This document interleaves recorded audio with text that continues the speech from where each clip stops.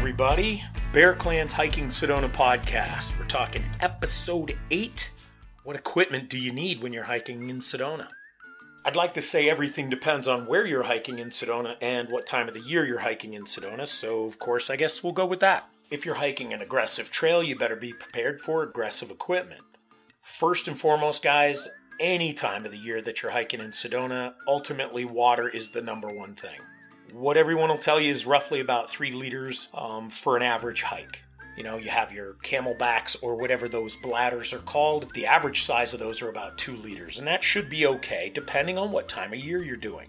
Ultimately, an average hike in Sedona might range anywhere from 3 to 6 miles on a round trip. We have a boatload of 1-point-something mile trails. We have a boatload of 3-point-something. We have a few 12 to 16 mile. So if you just prepare yourself for bringing more water than you think you need, everything's going to be fine. If you've listened to the podcast about safety, you might have heard that 70% of the issues that happen in Sedona with regards to search and rescues, 70% of them revolve around lack of water.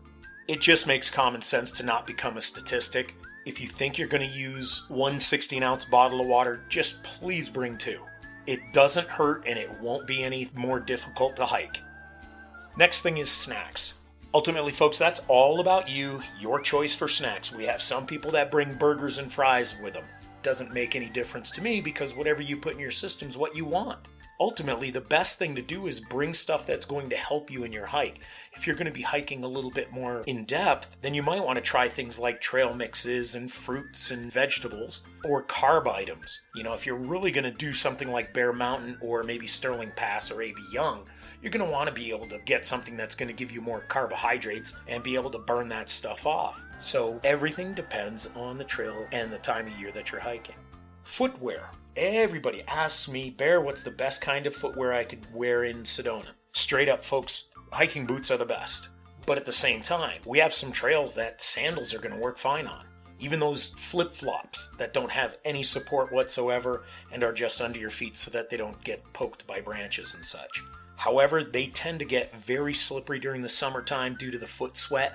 Even if you wear those hiking sandals, your feet will still sweat. Sneakers or the hiking sneakers that are out there are fantastic for the moderate to harder hikes. However, we have a lot of trails that have different terrain and are very rocky, and you could easily twist your ankle if you don't have extra ankle support. But at the same time, a high majority of the trails, probably about 60% or more, are more than capable of handling sneakers or those hiking sneaker type shoes. What I recommend for everybody all the time is high ankle hiking boots. They are the best for anything you have to do in Sedona.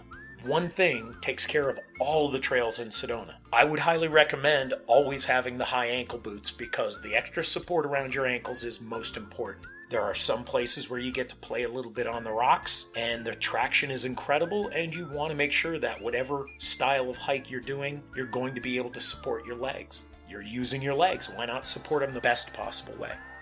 And guys, your best camera or cell phone is an absolute must. You'll never be able to share how insanely beautiful Sedona is through any pictures that you will ever take. Videos are really nice, but they will never quite add up to being here and seeing it with your own eyes. But it's really cool, and it's a great tease for your friends and family. And social media is loving to see Sedona all the time. The better the camera, the better the off factor when you end up sharing those images or videos. Now, I mentioned before, walking sticks, that's a preference. That's a personal preference. I've never used walking sticks in all my years of hiking, and I'm talking almost 51 years of hiking. I might have grabbed a stick and walked with it, but I've never used the hiking sticks per se to hike anywhere in Sedona. Does that mean you don't need them? No. It means I don't need them. It means I'll probably never use them. The truth is, folks, walking sticks are designed for people that want that extra support or people that feel more comfortable with it. I find it a little harder to use when I'm going up some of the difficult terrains and the harder hikes because I want my hands free. I want to be able to scamper when I need to scamper. And if I don't want to keep packing my sticks in my backpack or hooking them on a belt to get around, I want to be free all the time. But again, more people are using the hiking sticks because it's a nice advantage for them. It also gives you a good workout with the arms if you're looking for that.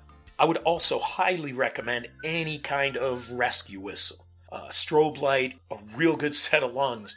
Ultimately, folks, people can get lost in Sedona. If you listen to the safety podcast, you'll understand that we have a lot of issues, and one thing you don't want to be is out of hearing range for anyone. So if you have a rescue whistle, they make them so convenient that it can be on your keychain, and it's not going to add extra weight. They make them out of real cheap plastic, but the sound of the whistle is impressive. And strobe lights are always good, because if you're somewhere on a higher elevation and you twist your ankle and people are coming up the trail, you might be able to do the strobe light to get their attention. As long as you use that until they get there, they'll know that you're looking for some help. So we have many trails that venture off into the dead zones for cell reception. So don't be completely helpless if you get lost. In other words, folks, pay attention to where you're hiking, what trail you're taking, and ask locals if they know if there's cell phone in those. If you're going in something labeled canyon, there's a pretty good chance you're not going to have cell reception. If you're going around a mountain, there's a good chance you might not have cell reception. So plan ahead for that as well. Proper clothing is an absolute must, guys. We do have a lot of hikers, a lot of visitors coming from all over the world, and some people have lived in hot climates. Some people understand, like southern Texas, southern New Mexico, southern Arizona, Phoenix, Tucson, Mexico itself. So people have come from different areas of the world and are used to having the hot sun. We're just a little different because of the dry air that we have here. That sun beats down in your skin quite a bit. I see people coming out wearing as little as possible. Perfectly fine if that's what you want. Understand, folks, you can put on the SPF 50. There's a good chance you're still going to get a burn, especially if your skin is exposed. So the proximity of the sun to Arizona land makes it more intense than you may have ever experienced in your life, and it could possibly do damage to your skin. I highly recommend wearing long sleeve shirts that are wicking material so that it'll keep you as cool as possible. I hike all year long with long sleeves. I do wear shorts, but for the most part in the wintertime, I'm always wearing long pants and long sleeves, and I also wear a hat. My goal is to make sure that my ears don't get burned.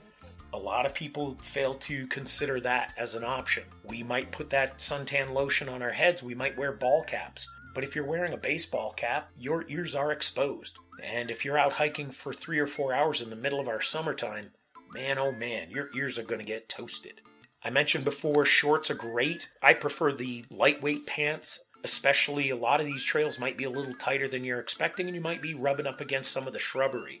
And we do have some shrubs that have some really good pokers on them. And the last thing you want to do is end up walking out with some scars and bloodletting. And the last piece is, did I mention water? All right, folks, thank you very much for listening in. Again, what equipment do you need? It always comes down to your personal preference, and if you're an avid hiker, you're already prepared for this. But if you're a casual hiker coming into Sedona, and maybe you don't even hike but you enjoy walking, this kind of information is critical for you so that you don't get hurt, you don't get burned, and that you enjoy your stay in Sedona. Thank you very much. Hope you listen in to the next podcast, folks. Enjoy your Sedona time.